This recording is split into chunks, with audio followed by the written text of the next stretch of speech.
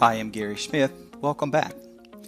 Did you know that 80% of claims against home inspectors are meritless, and that the best way to protect yourself is to inspect defensively? Today I spoke with Stephanie James of Inspector Pro Insurance. She shared the top 5 reported claims, and in order, here they are: water damage, roof, foundation, mold, and plumbing. You'd think that water damage and roof would be the same. And isn't plumbing in the same category? Well, listen and learn more about inspector liability and enjoy my conversation with Stephanie James. Welcome, Stephanie. Appreciate you coming on. Yeah. Thanks for having me. Yes.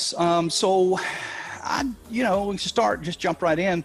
I want to start with what's new in the industry. What's going on in your world that is new that you could share with inspectors, with our folks? So for home inspectors that don't know us, Inspector Pro Insurance is a home inspection insurance provider. We've been around for over 10 years, and we specialize in errors and omissions and general liability insurance for home inspection businesses.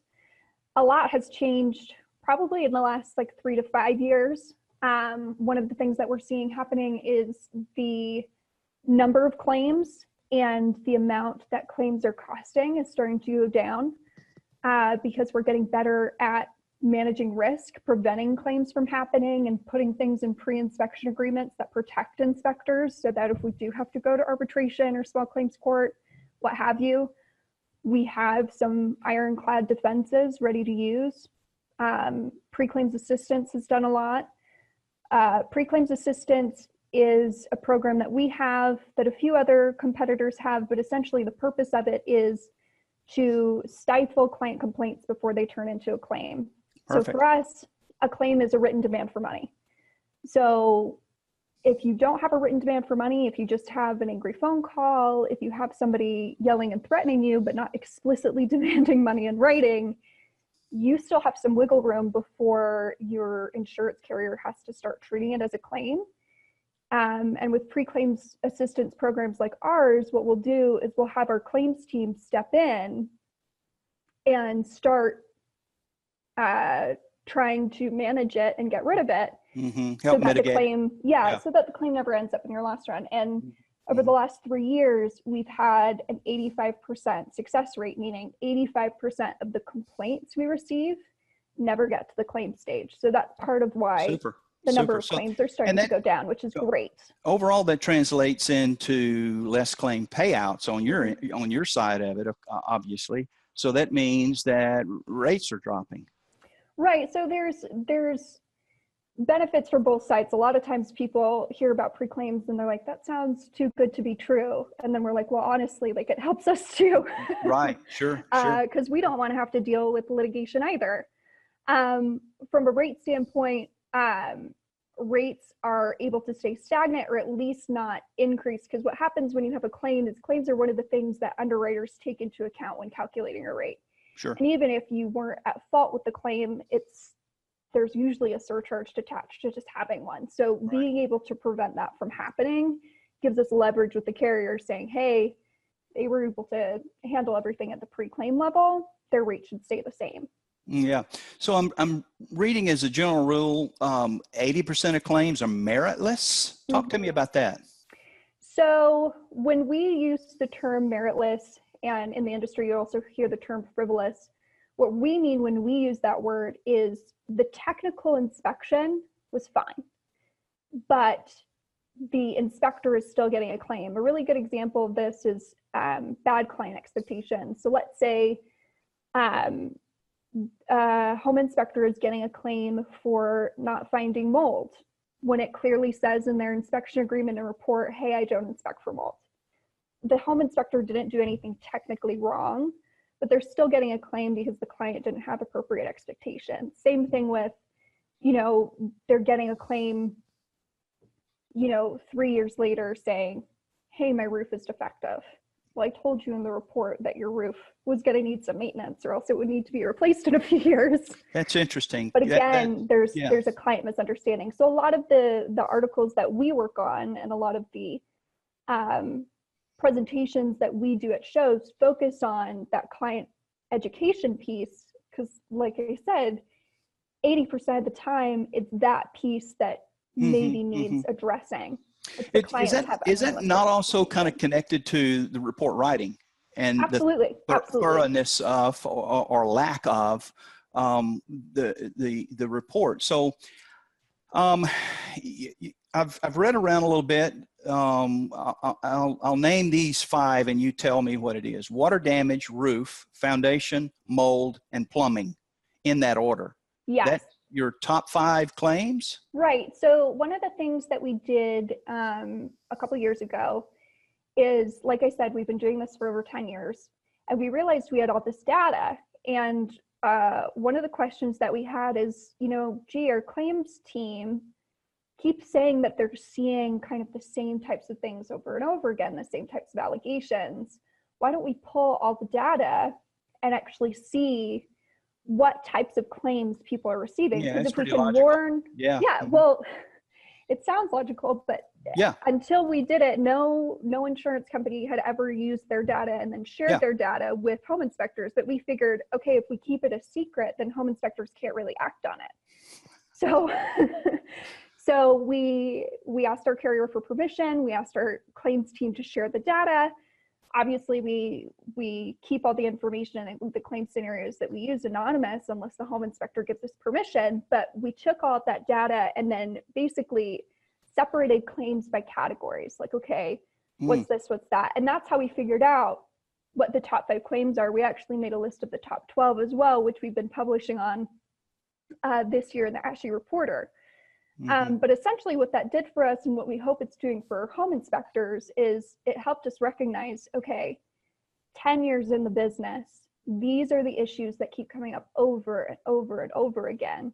And if you know what those issues are, those are issues you can focus on, and things like your inspection reports or your pre-inspection agreements or the conversations you have. Because it's one thing to say, hey, set better expectations with clients, but if you don't know what types of things to talk about with your clients, I mean, there's so many aspects to an inspection. You can't verbally tell your clients, like you can't basically bring them through training school with you. But if you focus on those issues, statistically speaking, you're going to be a lot safer. So the number 1 is water damage, and that is the top water damage, water intrusion. You mean spots in the ceiling, that you think is water, and discoloration and things of that nature, which sort of is related to roof, which is number 2. Yes. So one of the articles that we did last year kind of talked about, if you put water intrusion and roof together, most roof claims are roof leaks. Water intrusion is accounting for over 50% of the claims that we're getting year over year. And that could be plumbing. It could be a number of other areas where water source is the correct. Issue. Right. And plumbing is plumbing is a separate category that we created, number 5. But when you get down to number 5, we've already covered water intrusion. Number 5 with plumbing is actually having to do with misidentification most of the time. Wow. And what we mean by misidentification is, you said it was copper, it's PVC. But a lot of the times that's happening, some of the times it has to do with the inspector maybe not knowing inspector very training. Well. Sometimes, but a lot of the times what ends up happening is, again, it's an expectation issue going in the 80% of meritless. And what I mean by that is the home inspector identified copper where he could see it. And then the client does renovations after they buy the home and find a bunch of other types of piping through behind the walls. Or exactly. Life age of the building would probably rate and be one of the factors that rank that for sure. Less obvious on new construction than not. And so mold is one of the expectations. So you say that one of your main thing is set expectations for inspectors that don't necessarily inspect for mold. And you mentioned in the other publication that the inspector might have a space for initials near a mold or something specific, maybe that's to his local, that maybe homeowners are confused about. Yeah. Talk about that a minute. The reason mold claims are so interesting to us is because it's the one type of specialty inspection where home inspectors who aren't performing that specialty service are more likely to receive the claim. Meaning, if you don't inspect for mold, you're more likely to get a mold claim. That seems super counterintuitive. Yeah, that's crazy. Yeah. But yeah, again, the reasoning behind it is inappropriate expectations. We did an article not too long ago where we interviewed recent home buyers. And one of the things that we found from interviewing people who've purchased homes in the last year or so, these are first-time home buyers, almost all of them just assumed that their home inspectors were looking for certain things, including mold. So the reason it's so important to set that expectation is you really have to protect yourself against people assuming you're inspecting for molds when you don't, or assuming you're going to look for molds if they don't pay for it. Because that's another issue we run into is people offer mold services, the person doesn't opt in, and then they blame them later anyway. So it's just uninformed buyers that. Correct. I mean, I've been asked about value before, and obviously we are not appraisers. Right. So I could see where that. So let me name these 5 headings, these bullet points, and you. I do want to go back to the. I don't think I answered your original question about the initials. So talking about expectations and how to set expectations, one of the things that we've found has been successful from a claim standpoint is when people add a clause in their pre-inspection agreement excluding mold. Now, most people have this. It's usually a laundry list of your inspection doesn't include all these things, and it lists it. The problem is sometimes that is a hard paragraph to read, or people just kind of glaze over it and they're like, yada, yada, yada, and skip down to the signature part. What you can do to make sure you call out specific services like mold that most people expect but shouldn't expect is you can make it bold, we don't inspect for mold, and then in your agreement, put a place for the client to initial right by that statement. So what that does is really calls it out. Your legal department has made helpful comments to you to suggest that to our profession. Is that correct? Is that a fair statement? So one of the things that we do every time that we produce one of these top claims articles is, first of all, we have the data that they shared with us, but I get on the phone with them every time and say, okay, what do I need to know about this allegation? What have we seen that's working and what isn't working? And then they're the ones that help me hand select claims that are representative of that issue to publish with it. So the most recent article we did, we revisited the top 5 claims on the 1st of the year. And the example that they had me use was an instance where the home inspector did mold inspections, but that client didn't opt into it.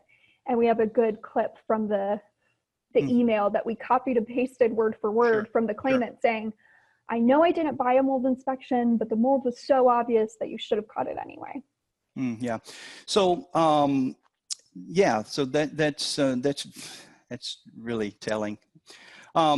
So I'm going to name these 5 bullet points, and you tell me what you're probably going to recognize it right away. Keep it simple, be consistent, take lots of pictures, check for understanding, and make sure you're protected.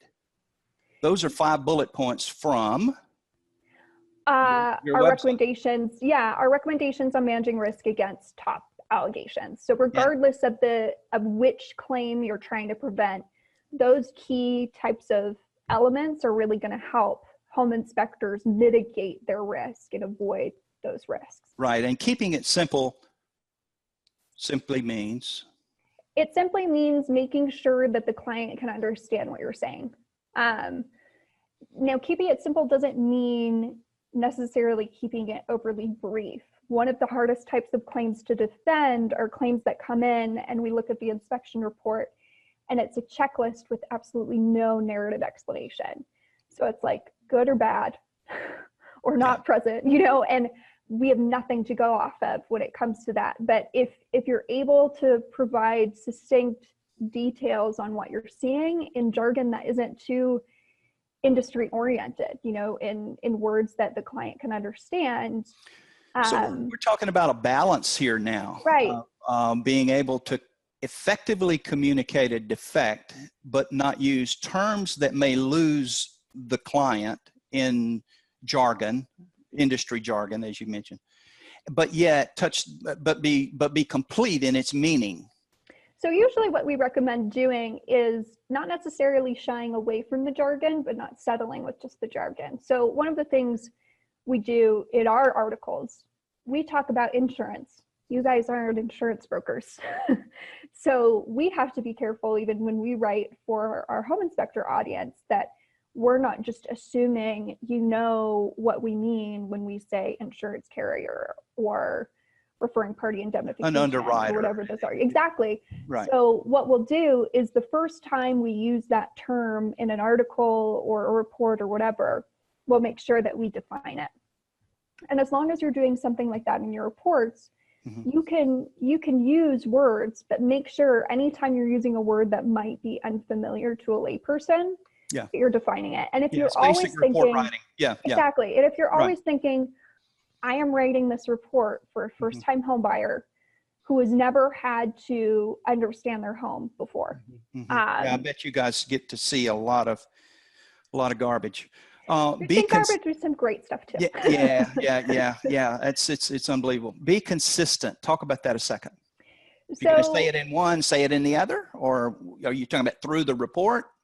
So be consistent in a lot of places. So being consistent. So the first place you need to be consistent is make sure that you're consistent in your communication with the client, whether it's verbal, in an email, in the report. One of the things that can come back to haunt home inspectors is they say something in the walkthrough, but they say something different in the report. Usually what ends up happening is the home inspector, trying not to be an alarmist, maybe softens what they're saying verbally, but then is more aggressive in what they're saying in the report writing. The reason that can be kind of damaging is because the home inspector or the home buyer is then left really confused. Is it not a problem, or is it a really serious problem? So making sure you're consistent in that communication in how you're describing the issue is really important. Another place that's important to be consistent is making sure that you are consistent inspection to inspection. The reason that that's important is one of the things that we're starting to see more frequently is accusations against home inspectors that exceed the standards of practice in one scenario and don't in another. You'd be surprised in how claimants and their lawyers are able to find out that, the home inspector. You were very specific on one inspection at some duplex and weren't so specific at a neighbor's house or some other area. Right. So one story I share a lot because it happened super recently and it was just really unfortunate was a home inspector performed an inspection for a realtor's father. Worked with that realtor all the time. Was one of his main referral sources. Father happened to be a lawyer. He didn't know that at the time, but he does the inspection. Okay. And come to find out a few months later, hey, there is some wood rot. You should have found it. You should have probed to find it. And the home inspector was like, I don't probe. That goes beyond the standard practice. Well, the father lawyer asked his realtor daughter, hey, give me all of the inspection reports that he's done for your clients over the last 5 years. And he spent the time digging through, and lo and behold, when we go to arbitration with this guy, he has a picture of the home inspector sticking a moisture meter into the wall and probing the wall and calling out wood rot for a home inspection client 4 years prior. That's an interesting scenario that another person's home inspection report would be shared. Most inspectors have a clause that prohibit that without the permission of the owner. So maybe they got the permission, who knows? Right. And what's hard is, I mean, we call it report passing when reports are shared with people other than the original inspection client. We run into it all the time. Yeah. Yeah. It's something that you should definitely have clauses in your inspection agreement to encourage realtors not to share. But it can't happen. So the thing that you need to be aware of is just making sure that you're consistent. So that so that old reports don't necessarily come out and haunt you, because they can be found, or the court can say, hey, this is important evidence if he has ever done it before, and give permission for those reports to be released. Right. And so that we talked earlier, I've got a big group on Facebook, 6,000 members, and it's growing. We talk about these topics in the group, and one of the heated topics is to take a lot of pictures. And some of the guys are taking 400, 500 pictures an inspection. Where do you? I know you guys. It says take a lot of pictures. But you can overdo that. Talk about taking pictures. So from a liability standpoint, we don't think you can overdo it. And the reason why is because the more evidence you have that proves what the condition of the home was on the day of the inspection, the better. So sometimes it might be better to just wear a body cam. So body cams are interesting because they have protected inspectors in a variety of ways. An inspector called a few months ago to tell us a story of how he was actually accused of stealing jewelry off of the seller's dresser. Okay. And he was able to get the accusation to go away. The evidence that it wasn't him. Yeah. Yeah, because he was wearing a body cam the entire time, and he could send them the uninterrupted 4-hour video showing, here's me walking beside the dresser and not touching a thing. Interesting. So they can come in handy, but really the reason photos are so important, particularly if not just, so defect areas are important because you need to show what the defect looked like on the day of the inspection, but putting that defect into context is really important, so that the home buyer can actually find it. So not just taking a close up, but panning out so they can see where it is in the big picture. But non-defect areas are really important because, again, going into meritless claims, another bad home buyer expectation is that home inspectors can be the scapegoat if anything goes wrong with the property later. So one of the things that we've seen happen, unfortunately, is that maybe unethical buyers will have some sort of defect occur that they know wasn't the home inspector's fault, but they assume because they looked through the report and didn't see any pictures that they can accuse the home inspector of having that issue. So one really good example is there was a huge foundation defect. Crack was super apparent in the home.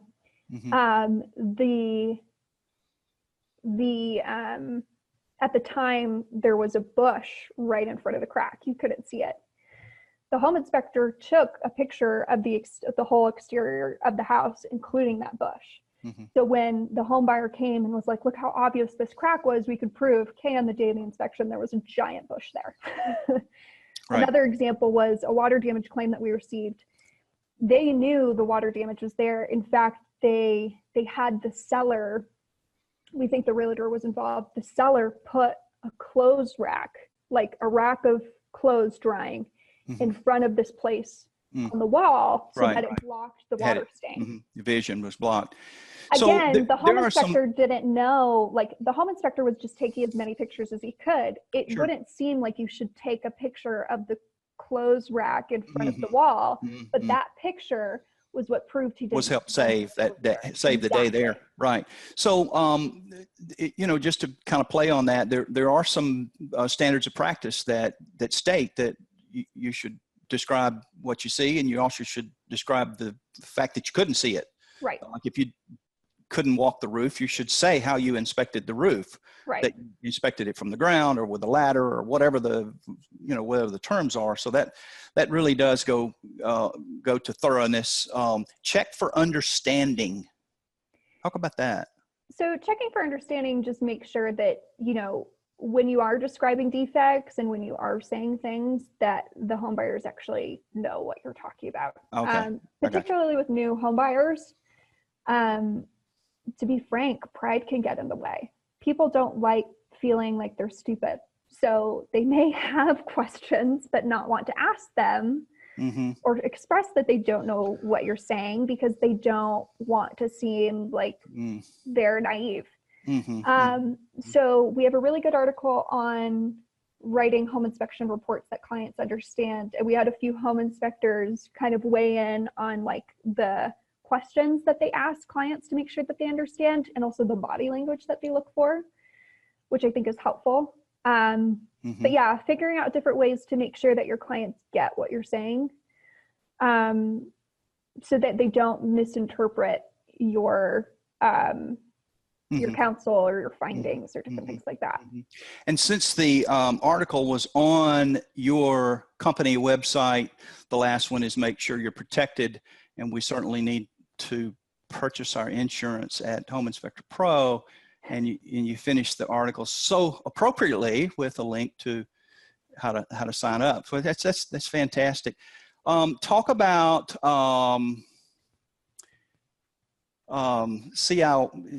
CYA language. Shouldn't the report be customized per house? In other words, don't use canned language. We touched on a little bit of that earlier. Yeah, so it's not an issue to come up with somewhat canned language that applies to a lot of different situations. But you need to make sure that you're modifying that canned language to really fit the home, and that you're not relying on canned language to spit out a report quicker. So when a new claimant, a new customer, and do you want an inspection report? Do you require a new inspector to send you a sample of his report? Oh, so you're talking about if they're a new customer to us. To you, and this home inspector is trying to purchase insurance. You're going to ask for his contract, obviously. You're going to read his agreement and then make those recommendations maybe that you said put in the initial by the mold and things of that nature. Do you have a conversation with the inspector in the process of bringing this new person in to help them strengthen their contract if it doesn't have it? So it depends. As hard as it is to believe, some people don't want feedback on their agreements or reports. They really are passionate about how they are. Yeah, that's kind of the reason I asked you earlier, did legal give you some advice on doing it? Yeah, unless we find that, because that sounds like a legal glaring error. So every year there are some things that our legal team asks us to look for upon renewal or when new business comes. Like this past year, the big thing that we were looking for in agreements was there was an arbitration company that a lot of home inspectors had in their agreements. A lot of national and state and franchise organizations actually had that arbitration company named in their agreements. Okay. Went out of business. Okay. So that's the reason that's staying up on top of your stuff there. The reason that's like such an issue is if you name an arbitration company that's gone out of business. Not good. well, that essentially means, okay, it's going to arbitration, but it's free game where we send it. And there's some importance with where you send it because you want somebody who understands the home inspection industry. Yeah. So, which is a great segue into, you took claim calls as part of your training. Yeah, for the company. So tell us about that. How long did you take those calls? So a little bit of my background, I'm the director of marketing for Inspector Pro Insurance. So one of my primary jobs is the risk management education that we do. So I write the articles, I write our newsletter. I'm really active in your Facebook group and other groups and on forums trying to promote education. One of the things that we did, I had an extensive journalism and writing background in previous positions in other companies that I'd worked for, but I wasn't familiar with home inspectors in the insurance space. So one of the things that we decided is, well, we want somebody who knows both industries. So I actually got my insurance license. I took all the certifications and tests to do that. And then for the first 6 months of me being our marketing director, I actually I didn't write a single piece of content. I just talked to inspectors all day. You got your feet wet. Yeah. You dove right in the pool and swam a little bit. I helped a couple of our insurance brokers with their renewals. So I was communicating with home inspectors, renewing their policies, seeing what questions they had or what issues they were going through.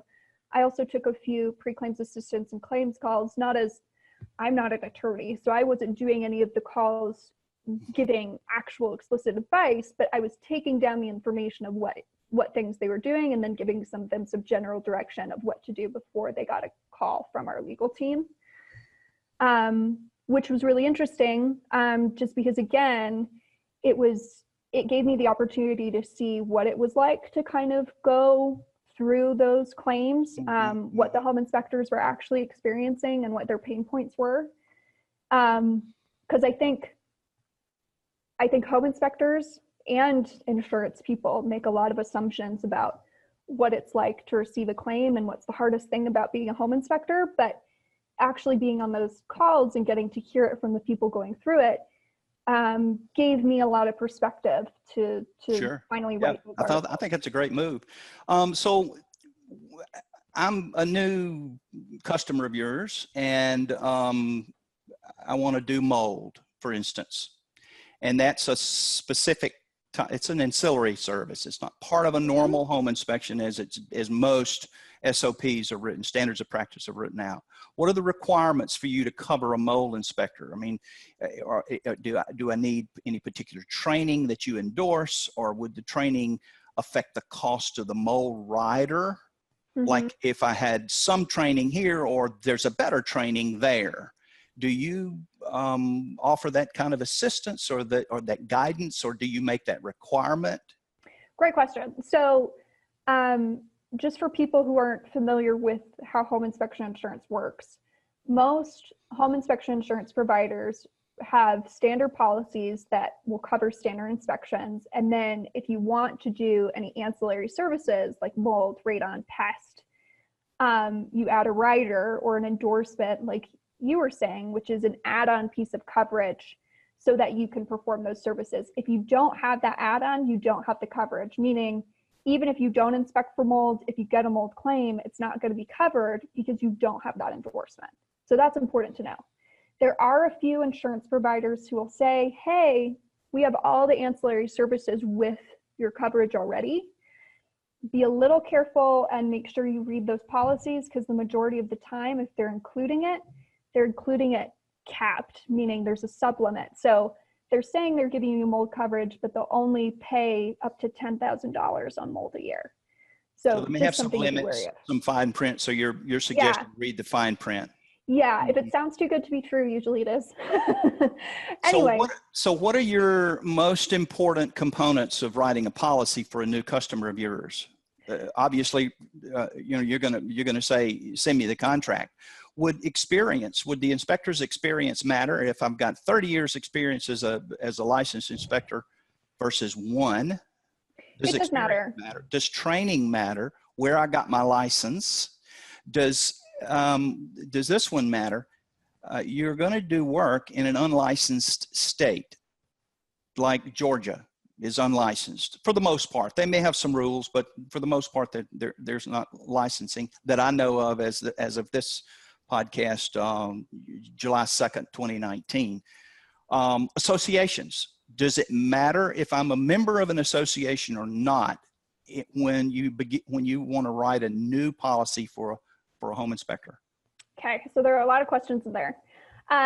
Let me break down a few of them. So all of the things that you kind of mentioned go into rating, so figuring out how much you're actually paying, and then also maybe what your coverage needs are going to be. Some states and associations actually require you to have certain limits, meaning how much the insurance company will pay out per year or per claim.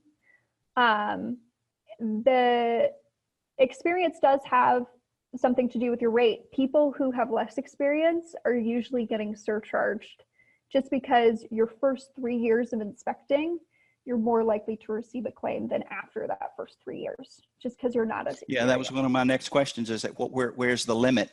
When do you recognize an inspector as being experienced? And You And it say varies from around 3 or 4 company to years. company. Once you get to 4 years, that surcharge will usually drop off or it won't affect you. But the other thing we take into consideration is even if you didn't have experience in the home inspection space, if you had experience in the real estate space or building, that sort of thing, that surcharge is going to be lower because one of the things that we recognize is, statistically speaking, if you've done work in homes, you have that kind of technical mind, and the training curve is lower. And you verify that by looking up past records, or do you do a background check for that? How do you do that? So, of course, we want you to be honest. I would say the majority of the time, underwriters aren't doing thorough background checks. The only time that we do is, obviously, our carrier audits us every year. So we'll pull policies at random and fact check a lot of things. With newer business, usually we're being a little more thorough. We'll check out your website and different things like that to just make sure that all of the things that you said on your application seem to align with what you're advertising. Like claims history, things of that nature. Well, claims history we always verify, simply because through your system, through the collective inspection companies insurance companies that know one another. You can go in and do you have that? Is there such a thing where you can say how many claims did you have and it's reported somewhere in some Big Brother folder? No, and only because technically your claims history is your data. Yeah, that's what I was wondering. So you have to share it. Okay. Now, we won't write you unless you share it with us. You have to produce a 5-year loss run to show us, and you simply request that from whoever your insurance provider is now, and then you send that copy to us. But insurance companies aren't allowed to request it on your behalf. You have to do it because it's your data. So you have to authorize it being shared. But claims history definitely comes into account. You talked a lot about associations and training. We look into training primarily when it's for ancillary services. For example, with us, you can't get a mold endorsement unless you have certification for mold. Some certification. Currently, we don't specify where you get certified. That was going to be my next question. Obviously, where's the list of certifications that we send our new inspectors? With this group, I have something in the neighborhood of 5 new individuals per week coming to the group saying, hey man, I want to get into this business and tell me what I need to know about insurance. Right. And that's why we're trying to show up a little more on these groups. One of the things we realize is there's a lot of bad information out there, and the insurance space is changing all the time. So it's helpful for us to be there. Even if you don't insure with us, being able to talk to somebody in the insurance space who knows actually what they're looking for, what the requirements are, so you're buying the right coverage, is really helpful. But yeah, currently we don't have requirements specifying like you have to get training from this particular place. The reason why is we haven't really, with mold especially, when most mold claims are coming from people who aren't inspecting for it, we haven't seen any issues like all the people getting certification from this school are the ones that are getting claims. If we do start to see a trend like that, there's no disparaging statistics that you can see. Not that we found. So until we have data that says, look, this training is, there's obviously an issue with it because all the inspectors who go through it are the ones getting mold claims. So how do you write a policy in a state with no licensing and no SOP? Are the premiums higher? So what's funny is regulations do have some bearing on rate. I mean, geography is actually one of the main things that affects your insurance rate. Geography. Yeah. So what state you're located in. And it's because your state is what regulates how home inspectors are treated, either formally or informally. So with some of those unregulated, unlicensed states, sometimes they're just as cheaper because the legal environment is actually quite favorable to home inspectors. Proportionally, the opposite of what you would think it would be. Other times it is crazy. Like California is a good example of a state that doesn't have a lot of regulation for home inspectors, and because of that, it can be trickier to arbitrate there and deal with things there. But there are some regulated states, like Tennessee is one of the worst states to insure home inspectors. Tennessee is really litigious against home inspectors, which seems counterintuitive because they actually have quite a few regulations in place. But it's just a litigious environment. A lot of insurance carriers that we work with won't even write in Tennessee unless there's a huge exception that we try to make for that inspector. New Jersey is another good example of just a really litigious environment where it's harder to get insurance there, or it costs more to do it. So the unlicensed states, basically the policy is not really discriminated on as far as you accepting someone. Right. What about riders or bonds of that? They fall under the same kind of broad umbrella category. Yeah, so the only thing that is going to affect you from a state standpoint is it's going to affect your rate, and it's maybe going to affect what your requirements are. So some states have requirements that you have to carry insurance and bonds. Some require you to have a certain limit on GL. Some require you to have a certain limit on both E&O and general liability. In the states where you're not required to have anything, one of our primary jobs as home inspection insurance providers is basically to provide as much education as we can so that home inspectors can make educated purchasing decisions on their own. Because there are still some home inspectors in the space that say, if I'm not required to carry insurance, why should I? Or like, how do I know how much to carry? And that's always a risk tolerance question. Basically, what are you willing to leave up to chance? And what kind of protection do you want to help you sleep at night? And that's not a decision we can make for anybody, but we can give them kind of the data like we've talked about up until this point, so that they can make an informed decision saying, okay, over 60% of home inspectors receive a claim in their career, at least one claim. Most of the claims are errors and omissions claims. So even if my state only requires general liability, it might be smart to carry E&O. Here's what limits are common. Here's what deductibles are common. And then they can kind of make a decision that way. And they're underwritten by who? Who is your underwriter? So it varies for the different... the high risk, low risk. Do you send them out to different underwriters? So what we are, Inspector Pro Insurance is, a program underneath a smaller insurance company called Citadel. You can kind of see their name in the background there. And what we are is... And I'm one of your customers, just to disclose that. I'm familiar with some of those, some of that stuff you're talking about. Yeah. Go ahead. So we're a provider, meaning one of our jobs is we kind of serve as the intermediary between you and insurance carriers. Insurance carriers are the ones who provide the umbrella or the coverage. We're the ones that hold it. So we're the ones who administrate the product. If you called your carrier directly, they'd have no idea who you were. They wouldn't know how to get a hold of your claims team. They wouldn't do any of that. We provide all those services, but technically they're the ones that front end, the front end work. So we have 4 different carriers that we work with. Our preferred carrier is AmTrust. They're the ones that we work with most heavily. And the reason why is because over the last few years, we've actually created a program specifically with them that allows us to customize a lot of things that other carriers won't let us do. So we've chosen almost every member of our claims team. We have an in-house underwriter. We provide pre-claims assistance. We were able to do our workers' comp program through them, which we just launched. We're working on, you asked about inspection agreement review, which we do at a micro level right now, but we're working with them to provide a more broader service to literally all of our clients who want it through them. Speak a minute about the pre-claim assistance, because I heard what you mentioned on the other podcast, and I think it has merit and it's a great idea. I'm sure you have gotten some good feedback from it. Talk about the pre-claim assistance.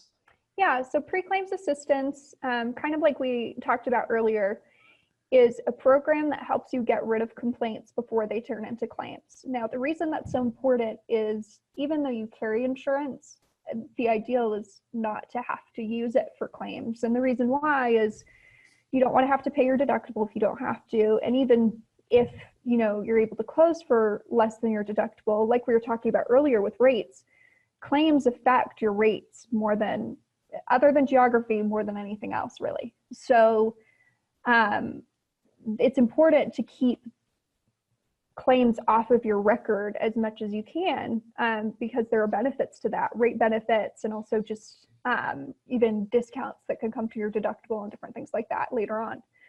So what we did is we created this program to kind of capture anything that isn't a written demand for money and still give you the legal help to get rid of it. So we have a team, our pre-claims assistance team, so that if you get a complaint that isn't a written demand for money, you call us up and we hook you up with one of those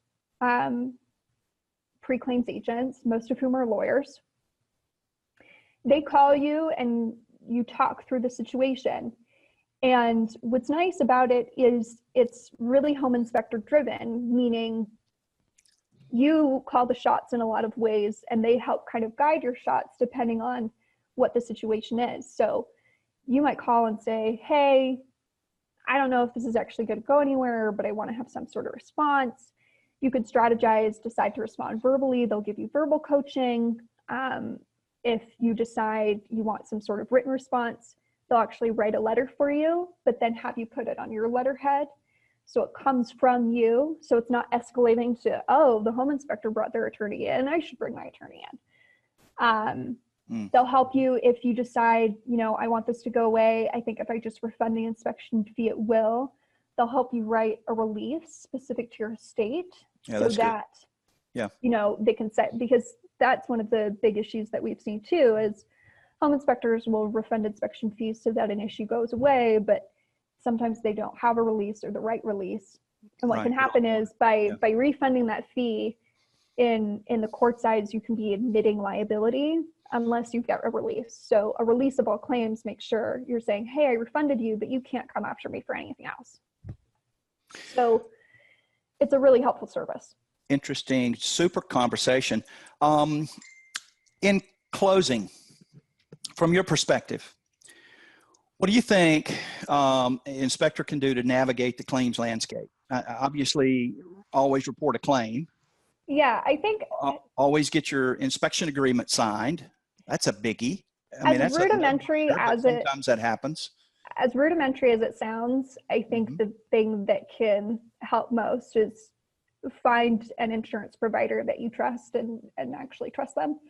A lot of people don't I can check that box.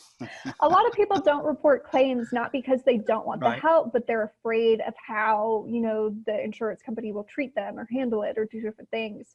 You know, as you know, we put out articles 3 times a month, but people don't always read them because they think they're, you know, just find somebody that you trust and trust their data and actually talk to them and report So we've got a new inspector, and he should once he's hooked up with you or hooked up with someone, report the claim. In other words, don't try to work it out and don't sit on it. And like I said, and things like that. Like I said, we have a claims team that will work directly with inspectors. So if you call and say, hey, listen, I think I can solve this, they'll at least support you and give you the resources to do it. Okay. You have that option, but you've got to report it, because if you don't report it, every insurance policy has rules about what your responsibility is to report.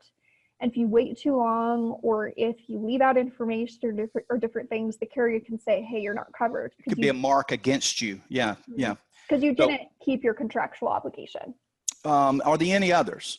Obviously, get your contract signed when you're doing business. Get your contract signed before the inspection. One of the things a day or two, 24, 48 hours. What's legal advice to you guys to? So what's the best advice?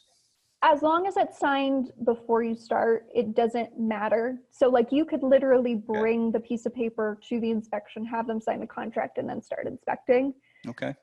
Most of the people who insure with us have found more success from sending it earlier, just because it gives the client time, and sometimes the client doesn't show up. Yeah, I've heard 24 to 48 hours is a good Yeah. is a good So pre-time rather than post.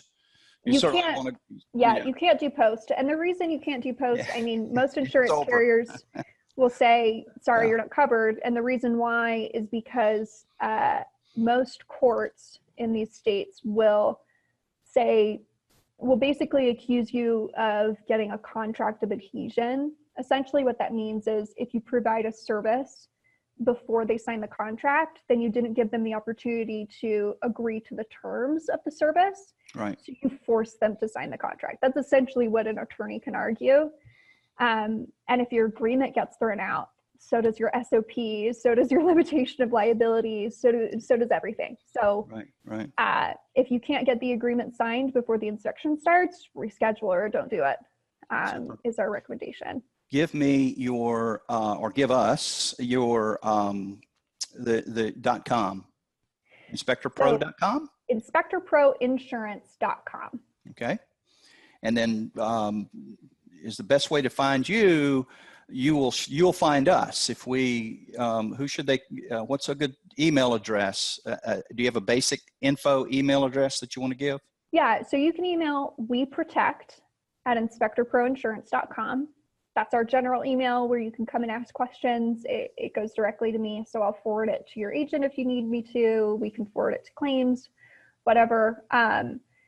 You can call our main line. We're on Facebook, LinkedIn, Twitter, and we try to stay really engaged. We also participate on a lot of forums, so feel free to ask us questions. And also when we show up to shows, our brokers on average go from anywhere from 4 to 10 shows a year. We're everywhere. Good, Not Stephanie. just the big one, but the chapter one. So come up to us and ask if you'd like to. Fantastic. So great to have you. Thank you so much for having me. Yes, talk soon. Okay, talk to you soon. Thanks. All right.